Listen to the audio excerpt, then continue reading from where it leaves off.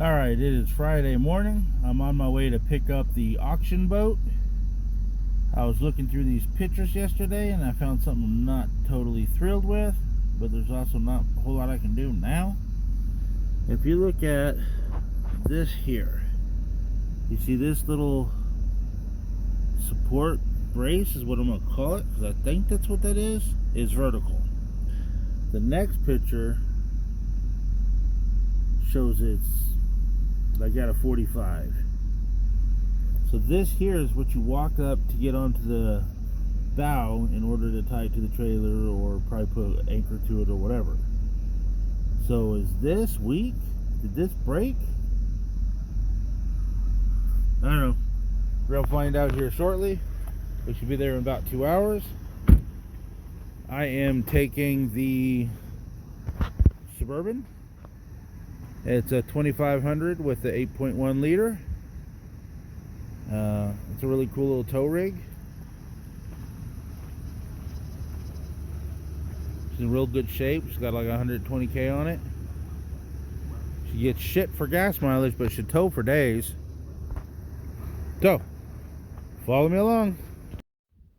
It turns out the auction boat is a one owner 1977 boat.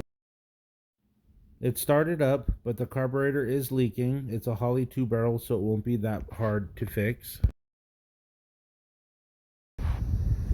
This is the auction boat we picked up from Orange County. It is a legit one owner. Have the title from 1977. The floor is solid. The tires are brand new. There's not a drop of rust on any of it. The interior is in beautiful shape. The carburetor is leaking, but it's a Holley 2-barrel. I've repaired those multiple times. The outdrive goes up and down just fine. I didn't start it, but I will. Tires are brand new. There's only one little spot that has been repaired in the past, but it looks like it was done pretty well. I may take some kind of ivory color paint and just paint it, touch it up. She is registered till the end of 25 or till the beginning of 25. But yeah, somebody redid the wiring. They've kept it up very well for being one owner. I checked all the lights work. The horn works. The outdrive goes up and down. The interior is just in immaculate shape, so I'm gonna make sure I put this in my carport, make sure it stays in good shape. But yeah, so I'm happy with this. This whole thing is turning out pretty good. As long as the motor starts and runs and sounds good, as long as the outdrive works, I think we're golden. The cables look like they're in great shape. It turns left and right fine. The boots are in good shape. They're not all dry, rotten, or stiff.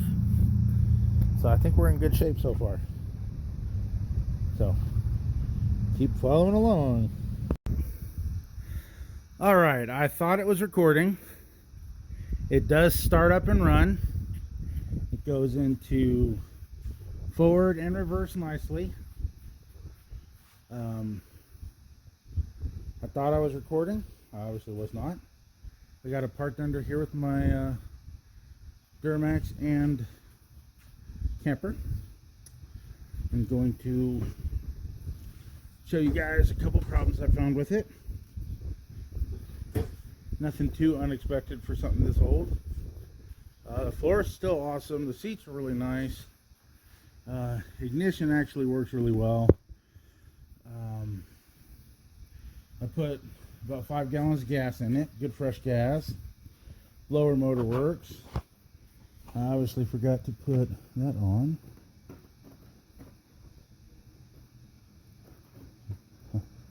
I guess that thing goes inside on it.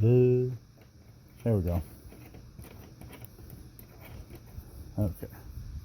That's on. I tried it with that thing first, and that didn't work. I needed a total of 16 inches, so I put it in this. And that worked. But the impeller is not drawing water. I was looking into this, and I have a Volvo Penta 280. From everything I've read so far, it does not have an impeller here. I did find the impeller under here. And if it is what I think it is, I'm really... That looks like it moves, doesn't it? Is it supposed to?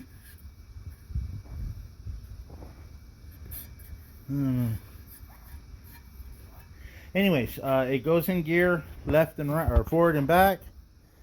Throttle response as well. I figured out that it does need a carburetor rebuild because it is leaking fluid through the bottom pump thing. I'm gonna put you on a brief pause, and I'm gonna open this hood or doghouse or engine cover. I have removed the doghouse engine cover. It's got a really nice aluminum fuel cell. I'm not sure how big it is just yet. It's got a Holley automotive carburetor on it, not a Marine. It should have an electric choke. It's got the throttle kickdown for an automatic transmission. It's obviously been manipulated in order to work. You see this little bracket for the fuel? That's not normal. So that's been altered, or a little adapter plate put on it so it would work. So it does work. It also has, sorry for that shaky camera, duct tape on that, because that's a vacuum. So you can see that dripping right now. So it's dripping from the bottom of this. So I need to at least rebuild from here forward.